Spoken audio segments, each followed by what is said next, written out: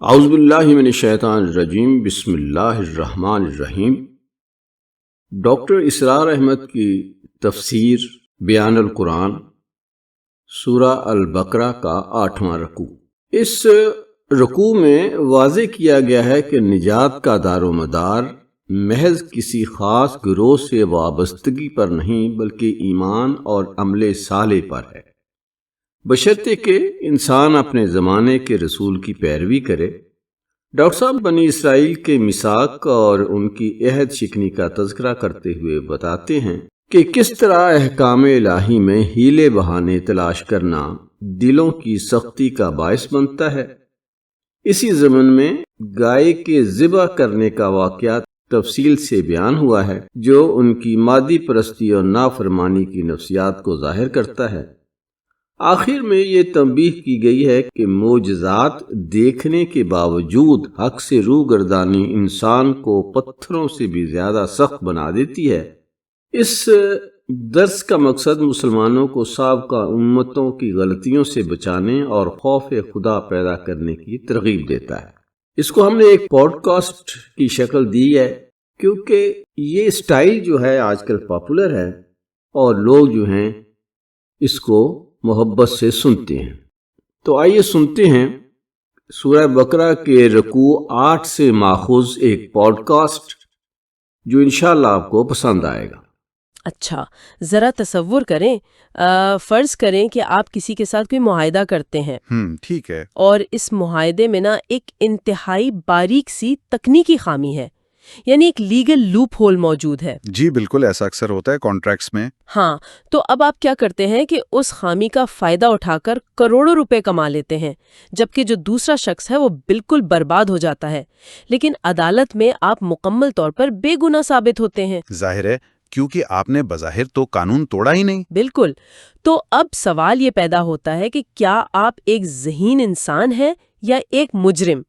مطلب کیا قانون کے الفاظ سے کھیلنا انسان کو سچا بناتا ہے یا پھر یہ خود فریبی کی ایک بدترین شکل ہے؟ یہ بہت گہرا سوال ہے، اور دراصل یہ قانون کی روح بمقابلہ قانون کے الفاظ کی بحث ہے۔ جی، تو آج کی ہماری اس عمیق گفتگو کا جو موضوع ہے وہ ڈاکٹر اسرار احمد کے بیان القرآن سے سورۃ البقرہ کا 8واں رکوع ہے۔ اور اس ماخذ کا جائزہ لیتے ہوئے ہم دیکھیں گے کہ تاریخی طور پر انسان نے ہمیشہ احکامات کو ان کے سیاق و سباق سے کاٹ کر اپنی مرضی کے معنی پہنانے کی کوشش کی ہے، اور یہیں سے ساری نفسیاتی پیچیدگیاں جنم لیتی ہیں۔ تو چلیں اب اس معاملے کی تہیں کھولتے ہیں۔ ضرور۔ دیکھیں، اکثر لوگ جب کوئی تحریر پڑھتے ہیں، خصوصاً الہامی کتب کی بات ہو، تو وہ اس کے کانٹیکسٹ کو یکسر نظر انداز کر دیتے ہیں۔ یہ مجھے بالکل ایسا لگتا ہے جیسے آپ کسی سینما ہال میں جائیں اور ایک فلم کو بالکل درمیان سے دیکھنا شروع کر دیں۔ ہاں، یہ بڑی زبردست مثال دی آپ نے۔ مطلب آپ کو کچھ نہیں معلوم کہ ہیرو کون ہے، ویلن کون ہے، پچھلے 1 گھنٹے میں ہوا کیا ہے، اور آپ بس ایک سین کی بنیاد پر پوری کہانی کا مطلب نکال لیں۔ بالکل، اور ماخذ کے مطابق اس رکوع کی پہلی آیت کے ساتھ بھی بالکل یہی سلوک کیا جاتا ہے۔ اگر اسے کانٹیکسٹ سے ہٹ کر پڑھیں تو ایک بہت بڑی غلط فہمی پیدا ہو سکتی ہے۔ اچھا، تو اس آیت میں بنیادی طور پر ہے کیا؟ اس میں 3 گروہوں کا ذکر کیا گیا ہے، یہودیوں، عیسائیوں اور سابئین کا۔ سابئین؟ یہ کون لوگ تھے؟ میں نے ان کے بارے میں زیادہ نہیں سنا۔ ماخذ واضح کرتا ہے کہ یہ وہ لوگ تھے جو عراق کے علاقے میں آباد تھے اور خود کو دین ابراہیمی کے پیروکار کہتے تھے۔ ٹھیک ہے۔ لیکن وقت گزرنے کے ساتھ ساتھ ان کے عقائد میں شدید بگاڑ آ چکا تھا، یہاں تک کہ انہوں نے ستاروں کی پوجا شروع کر دی تھی۔ ارے، مطلب وہ شرک کی طرف چلے گئے تھے۔ بالکل۔ اب آیت کے ظاہری الفاظ کچھ اس طرح ہیں کہ جو کوئی بھی اللہ اور یوم آخرت پر ایمان لائے گا اور نیک عمل کرے گا، اس کے لیے اجر ہے، اور ان پر نہ کوئی خوف ہوگا نہ وہ غمگین ہوں گے۔ ذرا 1 منٹ رکیں۔ اگر ہم ان الفاظ کو اسی طرح پڑھیں تو یہاں ایک بہت بڑا جھول نظر آتا ہے۔ جی، کیا جھول؟ مطلب اس پوری آیت میں کہیں بھی اس دور کے نبی پر ایمان لانے کا، یعنی ایمان بالرسالت کا تو کوئی ذکر ہی نہیں ہے۔ بالکل درست نشاندہی کی آپ نے۔ تو کیا کوئی شخص یہ استدلال نہیں کر سکتا کہ محض خدا کو مان لینا، آخرت پر یقین رکھنا اور چند اچھے کام کر لینا ہی نجات کے لیے کافی ہے، چاہے وہ نبی کو مانے یا نہ مانے؟ یہی وہ مقام ہے جہاں عربی زبان کی بلاغت اور کلام کے اصولوں کو سمجھنا ناگزیر ہو جاتا ہے۔ ہر زبان کا اپنا ایک مزاج ہوتا ہے نا؟ ہاں بالکل ہوتا ہے۔ عربی کلام کا ایک مسلمہ اصول ہے جسے محذوف کہا جاتا ہے، یعنی انڈرسٹوڈ لینگویج۔ محذوف، اس کا کیا مطلب ہے؟ تھوڑا آسان لفظوں میں بتائیں گے؟ مطلب یہ کہ جو بات سیاق و سباق میں یعنی کانٹیکسٹ میں پوری شدت سے مسلسل چل رہی ہو، اسے ہر جملے میں بار بار دہرایا نہیں جاتا۔ اچھا، یعنی وہ پہلے سے فرض کر لی جاتی ہے۔ بالکل۔ اگر ہم پچھلے پورے رکوع کو دیکھیں تو وہاں موضوع ہی ایمان اور رسالت کی دعوت ہے۔ تو جب ایک شرط پہلے سے طے شدہ ہے تو زبان کی فصاحت کا تقاضا ہے کہ اسے محذوف مان لیا جائے۔ تو یہاں رسالت پر ایمان لانا کوئی آپشن نہیں ہے، بلکہ وہ ایک انڈرسٹوڈ شرط ہے۔ جی ہاں، بالکل یہی بات ہے۔ اس کا مطلب تو یہ ہوا کہ جو بات پہلے سے زیر بحث ہے اسے نظر انداز کر کے صرف ایک جملے کو پکڑ لینا ایک طرح کی بددیانتی ہے۔ 100% ایسا ہی ہے۔ یہ بات نا مجھے آج کے تعلیمی نظام سے کچھ مشابہ لگتی ہے۔ فرض کریں کہ ایک طالب علم نے 1990 میں اس وقت کے سلیبس کے مطابق میٹرک کا امتحان پاس کر لیا تھا۔ ٹھیک ہے۔ اس نے محنت کی، وہ پاس ہوا اور کامیاب مانا گیا۔ لیکن اگر آج کا کوئی طالب علم یہ کہے کہ میں وہی 1990 والا پرانا سلیبس پڑھ کر آج کا جدید امتحان پاس کر لوں گا تو یہ تو ناممکن ہے نا؟ ہاں، بلکہ حماقت ہے۔ ہر دور کا اپنا ایک الگ سلیبس ہوتا ہے۔ بالکل۔ تو کیا دین کے معاملے میں بھی ایسا ہی ہے؟ جی، اس نصاب کی تمثیل سے ماخذ کا مدعا بہت واضح ہو جاتا ہے۔ دین کے معاملے میں وہ نصاب دراصل اس وقت کے نبی کی لائی ہوئی شریعت ہوتی ہے۔ تو مطلب حضرت موسیٰ علیہ السلام کے دور میں شریعت کچھ اور تھی؟ بالکل۔ اس دور میں ان پر اور ان کی شریعت پر ایمان لانا لازم تھا۔ پھر جب حضرت عیسیٰ علیہ السلام کی بعثت ہوئی تو پچھلا نصاب منسوخ ہو گیا اور نئے نبی کو ماننا شرط بن گیا۔ اور یہی قانون پھر نبی کریم صلی اللہ علیہ وسلم کے آنے کے بعد بھی لاگو ہوتا ہے۔ بالکل درست۔ نجات محض کسی خاص یہودی یا عیسائی خاندان میں پیدا ہونے کا نام نہیں ہے، بلکہ اپنے دور کے مقرر کردہ سلیبس کی مکمل پیروی کا نام ہے۔ اچھا، اس نصاب والی منطق کو نا اگر میں تھوڑا اور آگے بڑھاؤں تو میرے ذہن میں ایک بڑا الجھا ہوا سوال پیدا ہو رہا ہے۔ جی بتائیے۔ ہم نے مان لیا کہ ہر دور کے لیے ایک قانون اور ایک نبی موجود تھا، لیکن تاریخ میں ایسے طویل ادوار بھی تو گزرے ہیں نا جنہیں ہم فطرت کا دور کہتے ہیں۔ ہاں، درمیانی دور۔ جی، یعنی وہ وقت جب پچھلی شریعت مٹ چکی تھی یا اس میں بگاڑ آ چکا تھا اور نیا نبی ابھی آیا نہیں تھا۔ ان لوگوں کا کیا قصور ہے جو ایسے دور میں پیدا ہوئے؟ یہ بہت اہم سوال ہے۔ مطلب ان کے پاس تو کوئی واضح راستہ، کوئی مینوئل تھا ہی نہیں نا، تو ان کا احتساب کس بنیاد پر ہوگا؟ ماخذ میں اس سوال کا انتہائی اطمینان بخش جواب موجود ہے۔ قانون یہ ہے کہ کسی بھی انسان پر اس کی استطاعت سے بڑھ کر بوجھ نہیں ڈالا جاتا۔ اچھا، جو لوگ نبی کریم صلی اللہ علیہ وسلم کی بعثت سے پہلے کے اس درمیانی دور میں گزرے اور ان کے دلوں میں سچائی کی تڑپ تھی تو ان کا معاملہ مختلف ہے۔ ان کی کوئی مثال ملتی ہے تاریخ میں؟ بالکل۔ ماخذ میں اس حوالے سے حضرت سعید بن زید کے والد، جن کا نام زید تھا، ان کا ایک بہت ہی اثر انگیز واقعہ بیان کیا گیا ہے۔ ہاں، یہ وہی زید ہے نا جو حضرت عمر رضی اللہ عنہ کے رشتہ دار بھی تھے؟ جی، وہ حضرت عمر رضی اللہ عنہ کے بہنوئی کے والد تھے۔ ان کے ساتھ کیا واقعہ پیش آیا تھا؟ یہ وہ دور تھا جب مکہ میں ہر طرف بت پرستی تھی، کعبہ کے اندر بت رکھے ہوئے تھے، لیکن زید کی جو فطرت تھی وہ اس ماحول کو قبول نہیں کر رہی تھی۔ ظاہر ہے ایک سلیم الفطرت انسان شرک کو کیسے مان لے؟ بالکل، لیکن مسئلہ یہ تھا کہ ان کے پاس کوئی شریعت نہیں تھی، کوئی کتاب نہیں تھی جس سے وہ رہنمائی لیتے۔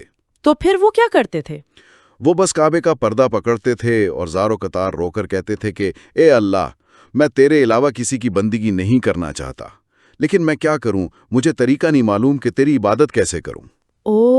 یہ تو بہت جذباتی بات ہے۔ اور سب سے بڑی بات کہ زید اسی بے قراری کے عالم میں اسلام کی باقاعدہ دعوت شروع ہونے سے پہلے ہی انتقال کر گئے۔ ارے، یہ واقعہ سن کر نا ایک عجیب سی نفسیاتی کشمکش کا احساس ہوتا ہے۔ وہ کیسے؟ وہ ایسے کہ آج کا انسان آزادی مانگتا ہے، وہ کہتا ہے مجھ پر کوئی قانون نہ ہو، کوئی روک ٹوک نہ ہو، لیکن زید کا دکھ یہ تھا کہ وہ قانون مانگ رہے تھے۔ بہت گہرا نکتہ ہے۔ یہ چیز اس بات کی نشاندہی کرتی ہے نا کہ مکمل آزادی انسان کو بھٹکا دیتی ہے. انسان اندر سے ایک سمت، ایک دائرہ کار چاہتا ہے. بے شک انسان کی روح جب تک کسی راستے پر نہ ہو وہ بے چین رہتی ہے، اور ماخذ اس مقام پر ایک انتہائی خوبصورت علمی ربط قائم کرتا ہے. کیسا ربط؟ سورۃ الفاتحہ اور سورۃ البقرہ کا آپس میں کیا تعلق ہے اس حوالے سے. سورۃ الفاتحہ دراصل اسی انسانی طلب کی آواز ہے جہاں بندہ دعا کرتا ہے کہ ہمیں سیدھا راستہ دکھاؤ. سبحان اللہ، یعنی یہ زید کی اسی کیفیت کا اظہار ہے. بالکل. اور پھر سورۃ البقرہ جس کا ہم مطالعہ کر رہے ہیں وہ دراصل اس دعا کا براہ راست جواب ہے. اچھا، یعنی الفاتحہ ایک مریض کی پکار ہے اور البقرہ اس پکار کے جواب میں دیا گیا نسخہ یا قانون ہے. اس سے بہتر کوئی تشبیہ نہیں ہو سکتی. البقرہ میں تفسیری شریعت دی گئی ہے. یہ بتایا گیا ہے کہ یہ چیزیں تم پر فرض ہیں، یہ حرام ہیں، یہ تمہارے حقوق ہیں اور یہ فرائض ہیں. یعنی جس راستے کی تم مانگ کر رہے تھے وہ اب سامنے آ گیا ہے. تو پھر یہاں سے انسانی رویے کا نا ایک نیا باب کھلتا ہے. جی دیکھیں، جب انسان کے پاس قانون نہیں تھا تو وہ کعبے کا غلاف پکڑ کے رو رہا تھا کہ مجھے سیدھا راستہ بتا دے. لیکن جب قانون آ گیا، شریعت نازل ہو گئی، تو پھر کیا ہوا؟ پھر وہی ہوا جو انسان کی کمزوری ہے. مطلب کیا؟ انسان نے فوراً اس قانون کو گلے لگا لیا یا پھر اس نے اس قانون سے بچنے کے راستے ڈھونڈنا شروع کر دیے؟ یہاں سے وہ منافقت شروع ہوتی ہے جس کا ذکر ماخذ میں بنی اسرائیل کی تاریخ کے حوالے سے آیا ہے. اچھا، بنی اسرائیل کا کیا رویہ تھا؟ جب انہیں تورات دی گئی تو ان سے ایک پختہ عہد جسے میثاق کہتے ہیں وہ لیا گیا، اور اس عہد کی سنگینی کا احساس دلانے کے لیے ان پر کوہ طور کو معلق کر دیا گیا. ذرا رکیے، مجھے اس کوہ طور والے واقعے پر تھوڑا سا اعتراض ہے. جی کیا اعتراض ہے؟ اگر آپ کسی قوم کے سر پر ایک دیوے ہکل پہاڑ معلق کر دیں اور کہیں کہ یہ کتاب پکڑو ورنہ میں پہاڑ گرا دوں گا، تو یہ تو صریحاً جبر ہے نا، کوئرشن ہے. بظاہر ایسا ہی لگتا ہے. اور اگر کوئی خوف کے مارے مان بھی لے قانون کو تو اس میں دل کا ایمان کہاں سے آیا؟ وہ تو بس اپنی جان بچا رہا ہے شخص. آپ کا اعتراض اپنی جگہ ٹھیک ہے، لیکن یہاں جبر اور عہد کی پاسداری کے فرق کو سمجھنا ہوگا. اچھا، وہ کیسے؟ دیکھیں، بنی اسرائیل نے اللہ کو ماننے یا دین قبول کرنے کا فیصلہ کسی پہاڑ کے ڈر سے نہیں کیا تھا. وہ تو پہلے سے ہی مسلمان تھے اور ایک نبی کی امت تھے. ہاں، یہ بات تو ہے. جب آپ کسی ریاست کے شہری بن جاتے ہیں تو آپ پر اس کا قانون نافذ ہوتا ہے. کوہ طور کو معلق کرنے کا مقصد ان سے زبردستی کلمہ پڑھوانا نہیں تھا. تو پھر کیا مقصد تھا؟ مقصد یہ تھا کہ انہیں اس قانون کی اہمیت، اس کی ہیبت اور خلاف ورزی کے نتائج کا احساس دلایا جائے. ماخذ اسے خشیت کا نام دیتا ہے. خشیت. خشیت محض ڈر نہیں ہے، بلکہ یہ اس جلال کا احساس ہے جو انسان کو غفلت سے بیدار کرتا ہے.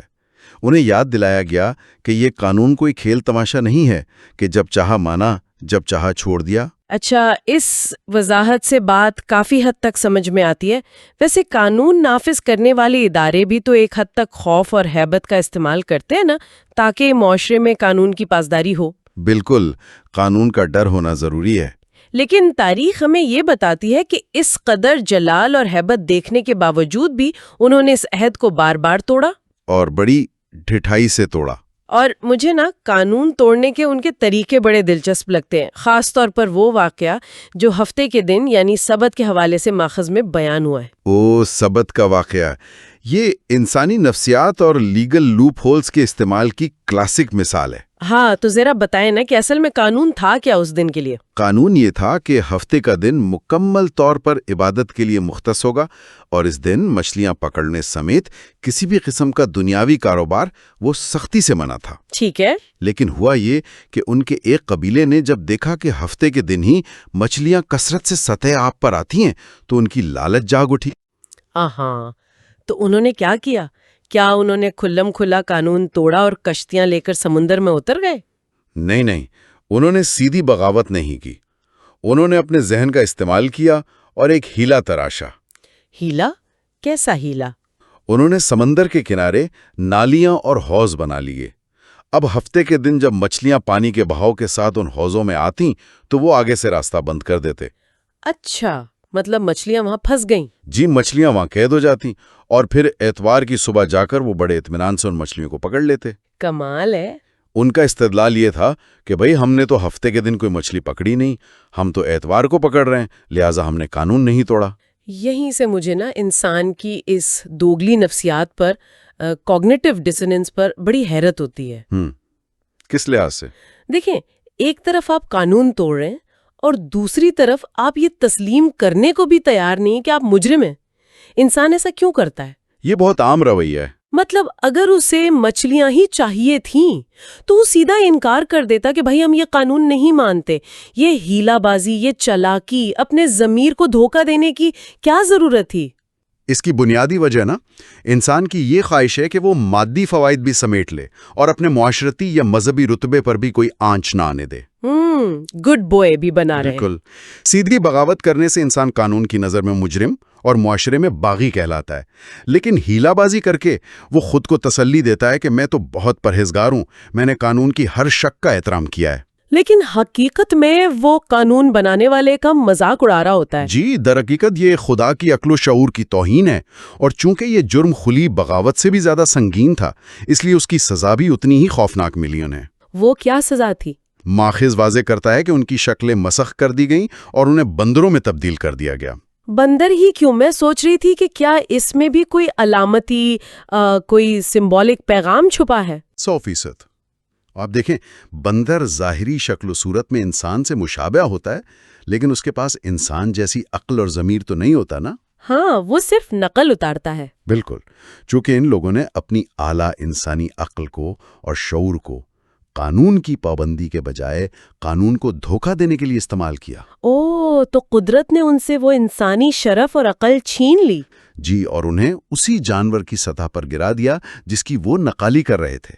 وہ ظاہراً قانون ماننے کی نقالی کر رہے تھے، قدرت نے انہیں بندر بنا کر رکھ دیا تاکہ وہ دوسروں کے لیے عبرت بن جائیں۔ جی، آنے والے متقین کے لیے عبرت کا نشان۔ یعنی سیدھی سی بات ہے، جب آپ عقل کو مکاری کے لیے استعمال کرتے ہیں نا، تو آپ اپنی انسانیت کھو دیتے ہیں۔ یہ تو بہت بھیانک نتیجہ ہے۔ بے شک۔ اور میرے خیال میں اسی طرح کا ایک اور واقعہ اس ماخذ میں موجود ہے جس نے انسانی ذہن کی اس ہیلا جوئی اور تاخیری حربوں کو بڑی تفصیل سے بے نقاب کیا ہے۔ آپ کس واقعے کی طرف اشارہ کر رہی ہیں؟ وہی جس کے نام پر اس پوری سورت کا نام رکھا گیا ہے، یعنی سورت البقرہ، گائے والی سورت۔ ہاں بالکل، گائے کا واقعہ یہ اس لحاظ سے بہت اہم ہے کہ یہ بتاتا ہے کہ انسان کس طرح غیر ضروری سوالات کی آڑ لے کر اصل احکامات سے فرار حاصل کرنے کی کوشش کرتا ہے۔ جی، تو اس کا پس منظر کیا تھا؟ واقعہ یوں تھا کہ بنی اسرائیل میں ایک شخص کا قتل ہو گیا اور قاتل کا کوئی سراغ نہیں مل رہا تھا۔ اب آپس میں شدید تنازع کھڑا ہو گیا۔ تب اللہ نے حضرت موسیٰ علیہ السلام کے ذریعے انہیں ایک بظاہر سادہ سا حکم دیا۔ کیا حکم تھا وہ؟ یہ کہ ایک گائے ذبح کرو اور اس کے گوشت کا ایک ٹکڑا مقتول کو لگاؤ۔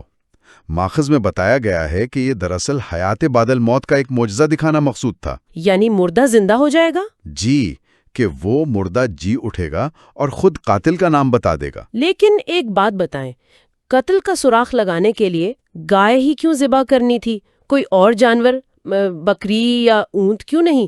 مجھے لگتا ہے اس کے پیچھے بھی ان کی کوئی نفسیاتی بیماری چھپی تھی۔ آپ کی سوچ بالکل درست سمت میں جا رہی ہے۔ اچھا، تو کیا وجہ تھی؟ اصل میں مصر میں ایک طویل غلامی کی زندگی گزارنے کی وجہ سے وہاں کے جو مشرکانہ عقائد تھے وہ ان کی رگوں میں بس چکے تھے۔ وہ مصری جو بچڑے کی پوجا کرتے تھے؟ بالکل، مصری لوگ گائے اور بچڑے کی پوجا کرتے تھے، تو بنی اسرائیل کے دلوں میں بھی اس جانور کی ایک خاص تقدیس بیٹھ چکی تھی۔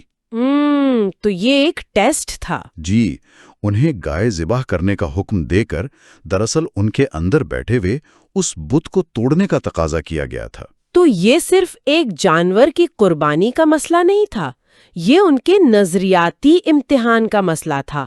وہ اپنے اندر کے بت پر چھری نہیں چلانا چاہتے تھے۔ بالکل ایسا ہی ہے۔ لیکن جیسا کہ ہم نے سبت کے واقعے میں دیکھا، وہ سیدھا انکار تو کر نہیں سکتے تھے پیغمبر کے سامنے، تو اب انہوں نے کیا نیا ہیلا کیا؟ انہوں نے سب سے پہلے تو اس حکم کا مذاق اڑانے کی کوشش کی۔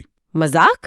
کیسے؟ انہوں نے حضرت موسیٰ علیہ السلام سے کہا کہ کیا آپ ہمارے ساتھ مذاق کر رہے ہیں؟ مطلب قتل کے مقدمے میں گائے کا کیا کام؟ بات کو ٹالنے کی کوشش۔ لیکن جب انہیں سختی سے بتایا گیا کہ بھائی یہ خدا کا حتمی حکم ہے تو پھر انہوں نے تاخیری حربے استعمال کرنا شروع کر دیے۔ یعنی سوالات پر سوالات؟ بالکل، انہوں نے سوالات کی ایک نہ ختم ہونے والی جھڑی لگا دی۔ سب سے پہلے پوچھا، اچھا چلیں بتائیے وہ گائے کیسی ہو؟ تو انہیں جواب ملا کہ نہ بالکل بوڑھی ہو اور نہ بچھیا، بلکہ درمیانی عمر کی جوان گائے ہو۔ یہ سوالات کے بھرمار مجھے نا بالکل اس بچے جیسی لگتی ہے جسے آپ کہیں کہ بیٹا رات کے 9 بج گئے ہیں، اب جا کے سو جاؤ۔ ہاں، اور وہ سونا نہ چاہے۔ جی، وہ سونا نہ چاہتا ہو تو وہ بحث شروع کر دیتا ہے کہ کیا پورے 9 بجے؟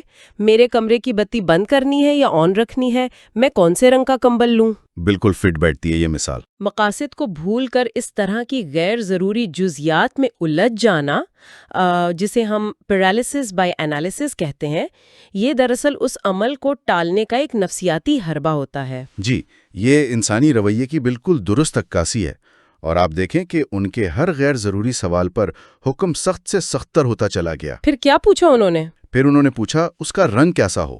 اگر وہ شروع میں کوئی بھی درمیانی عمر کی گائے پکڑ کر ذبح کر دیتے تو حکم پورا ہو جاتا۔ ہاں، سیدھی سی بات تھی۔ لیکن اب انہیں بتایا گیا کہ اس کا رنگ شوخ زرد ہونا چاہیے، ایسا چمکدار جو دیکھنے والوں کو بھلا لگے۔ اچھا، انہوں نے پھر بھی ہار نہیں مانی ہوگی یقیناً۔ بالکل نہیں، انہوں نے ایک قدم اور آگے بڑھ کر پوچھا کہ اس کے کام کی بھی وضاحت کر دیں، کیونکہ ہمیں اب بھی گائے پہچاننے میں مشتبہ ہو رہا ہے۔ تو پھر کیا جواب ملا انہیں؟ اس پر انہیں جواب ملا کہ وہ ایسی گائے ہو جس سے کبھی محنت مشقت کا کام نہ لیا گیا ہو، نہ اس نے زمین میں ہل جوتا ہو اور نہ کھیتوں کو پانی دیا ہو۔ باپ رے، یہ تو بہت مشکل شرائط ہے۔ اور مزید یہ کہ وہ ہر قسم کے عیب یا کسی اور رنگ کے دھبے سے مکمل طور پر پاک ہو۔ اب آپ خود سوچئے، ایسی مخصوص اور بے عیب گائے ڈھونڈنا کتنا مشکل کام تھا۔ ہاں، یہ تو انہوں نے اپنے ہی سوالوں سے اپنے گرد گھیرا تنگ کر لیا۔ بالکل، اور ماخذ کے الفاظ میں قریب تھا کہ وہ یہ کام نہ کر پاتے، لیکن بادل نخواستہ مجبوری کے عالم میں انہیں وہ گائے ذبح کرنی پڑی۔ یہ تو وہی بات ہوئی نا کہ انسان خود اپنے پاؤں پر کلہاڑی مار لے۔ جی، لیکن یہاں سب سے غور طلب بات وہ ہے جو ماخذ ان تمام واقعات کے حتمی نتیجے کے طور پر بیان کرتا ہے۔ اصل سبق تو وہی ہے۔ مطلب احکامات کو ٹالنا، ان میں کیڑے نکالنا اور قانون کی روح سے بغاوت کرنا، یہ سب انسان کے اندر کس چیز کو جنم دیتا ہے؟ ان تمام ہیلا جوئیوں کا جو حتمی نتیجہ قرآن نے بیان کیا ہے نا، وہ انتہائی لرزہ خیز ہے۔ وہ کیا ہے؟ ماخذ بتاتا ہے کہ اس روش پر چلنے کا نتیجہ یہ نکلتا ہے کہ انسان کے دل سخت ہو جاتے ہیں۔ دلوں کا سخت ہونا؟ جی، اور قرآن نے سختی کو بیان کرنے کے لیے پتھروں کی تمثیل استعمال کی ہے۔ ہاں، وہ تمثیل واقعی بہت گہری ہے۔ کیا کہا گیا ہے اس میں کہ دل پتھروں سے بھی زیادہ سخت ہو گئے؟ قرآن کہتا ہے کہ ان کے دل پتھروں جیسے، بلکہ ان سے بھی زیادہ سخت ہو گئے۔ اس کی وجہ یہ بیان کی گئی ہے کہ پتھروں کے اندر بھی اتنی صلاحیت ہوتی ہے کہ کچھ پتھروں میں سے چشمے پھوٹ پڑتے ہیں، کچھ پتھر بیچ میں سے شک ہو جاتے ہیں، یعنی پھٹ جاتے ہیں اور ان میں سے پانی نکل آتا ہے، اور کچھ پتھر تو ایسے بھی ہیں جو اللہ کے خوف اور ہیبت سے بلندی سے گر پڑتے ہیں۔ سبحان اللہ! یعنی فطرت کی ان بے جان اور سخت ترین چیزوں میں بھی کوئی نہ کوئی رد عمل، کوئی نہ کوئی خیر موجود ہے۔ بالکل، لیکن وہ انسانی دل جو تعویلوں، ہیلوں اور بہانوں کے عادی ہو جائیں، وہ ان پتھروں سے بھی زیادہ بے حیث اور بنجر ہو جاتے ہیں، مردہ ہو جاتے ہیں۔ ان پر کسی نصیحت کا اثر نہیں ہوتا۔ جی، کسی دردمندی کا کوئی اثر نہیں ہوتا۔ اچھا، اگر اب ہم اس پوری تفصیلی گفتگو کو سمیٹیں نا، تو ماخذ سے ملنے والی معلومات ہمیں یہ سکھاتی ہیں کہ خدا کے ہاں نجات کا معیار محض کسی مخصوص گروہ یا نسل میں پیدا ہو جانا نہیں ہے۔ بالکل نہیں۔ نجات کی اصل بنیاد ایک خالص نیت، حق کی تلاش کی سچی تڑپ، اور جب آپ کے دور کی شریعت یا قانون آپ تک پہنچ جائے تو بس پوری ایمانداری کے ساتھ اس کی پاسداری ہے۔ بالکل درست۔ اور سب سے بڑھ کر یہ کہ قانون کی روح کو یعنی اسپرٹ آف دا لا کو سمجھے بغیر صرف ظاہری الفاظ کے اندر تکنیکی خامیاں تلاش کرنا بظاہر انسان کو عارضی فائدہ تو دے سکتا ہے، لیکن انجام کار وہ انسان کا دل پتھر کر دیتا ہے۔ اور دیکھیں، یہ تاریخ کے وہ ابواب ہیں جو بظاہر تو کسی اور قوم یعنی بنی اسرائیل کے بارے میں بیان ہوئے ہیں، لیکن ان میں چھپا ہوا نفسیاتی سبق ہر دور کے انسان کے لیے ہے۔ ہاں، یہ انسانی رویوں کا وہ آئینہ ہے جس میں ہر معاشرہ اپنا چہرہ دیکھ سکتا ہے۔ بے شک۔ بلکہ میں کہوں گی ایک بہت چونکا دینے والا سوال کھڑا کر دیا ہے جس پر ہم سب کو ضرور سوچنا چاہیے۔ جی، وہ کیا؟ ذرا آج کی اس جدید دنیا کو دیکھیں جس میں ہم جی رہے ہیں۔ ہم نے ہر چیز کے لیے، چاہے وہ کاروبار ہو، ملازمت ہو یا ذاتی لین دین، طویل قانونی کانٹریکٹس بنا رکھے ہیں، ہاں، لمبی چوڑی دستاویزات۔ اور ہر دستاویز کے نیچے کچھ باریک حروف یعنی فائن پرنٹ ہوتا ہے جس کا مقصد اکثر دوسرے فریق کو قانونی طور پر الجھانا ہوتا ہے۔ کیا آپ کو ایسا نہیں لگتا کہ آج کی اس نام نہاد جدید انسانیت نے سبت کے ہلے بہانوں کو ایک نئی اور جدید کارپوریٹ شکل دے دی ہے؟ یہ بہت زبردست مشاہدہ ہے آپ کا۔ کیا آج ہم بھی قانون کی روح کو کچل کر محض تکنیکی خامیوں یا ٹیکنیکل لوپ ہولز کے ذریعے خود کو صحیح ثابت کرنے کی اسی بیماری کا شکار تو نہیں ہو چکے جس نے ماضی میں لوگوں کے دلوں کو پتھر کر دیا تھا؟ بالکل، ہم روزمرہ زندگی میں کسی معاہدے یا اصول کی جزیات پر تو گھنٹوں بحث کر رہے ہوتے ہیں، لیکن در حقیقت وہ کانٹیکسٹ والی فلم جو ہم نے درمیان سے دیکھنی شروع کی تھی نا، ہم اس کی اصل کہانی کو مکمل طور پر فراموش کر چکے ہیں۔ سچ کہا آپ نے۔ تو اس علمی نشست میں ہمارے ساتھ اس گہرے مطالعے کا حصہ بننے کا بہت شکریہ۔ اس سوال پر اور اپنے رویوں پر ضرور غور کیجیے گا۔ ابھی آپ سن رہے تھے سورہ بقرہ رکوع 8 کے حوالے سے ایک پوڈ کاسٹ، جس میں اگر آپ غور کریں تو 3 سوال تھے۔ آپ ذرا سا سوچیں کہ کیا یہ سوال اور ان کے جواب آپ کے ذہن میں ہیں؟ پہلا سوال اس میں یہ تھا کہ قرآن کی روشنی میں نجات کے لیے ایمان اور عمل صالح کا کیا باہمی تعلق ہے؟ دوسرا سوال، بنی اسرائیل کے گائے ذبح کرنے کے واقعے سے ہمیں کیا اخلاقی اسباق ملتے ہیں؟ اور نمبر 3، شریعت کے احکام میں ہیلے بہانے تلاش کرنے کے انسانی دل پر کیا اثرات ہوتے ہیں؟ ہماری کوشش یہ ہے کہ قرآن پاک کے موضوعات کو آپ کے لیے دلچسپ بنا کر پیش کریں تاکہ ان کی سمجھ بھی ہمیں آئے اور اس کے لیے ہم عمل کرنے کے لیے بھی اپنے آپ کو تیار کر سکیں، کیونکہ قرآن کا مقصد صرف اسے ثواب کی خاطر پڑھنا نہیں ہے بلکہ اسے سمجھنا اور اس پر عمل کرنا ہے۔ اجازت دیجیے، اللہ تعالیٰ آپ کو آسانیاں عطا فرمائے اور آسانیاں تقسیم کرنے کی توفیق عطا فرمائے۔ اللہ حافظ۔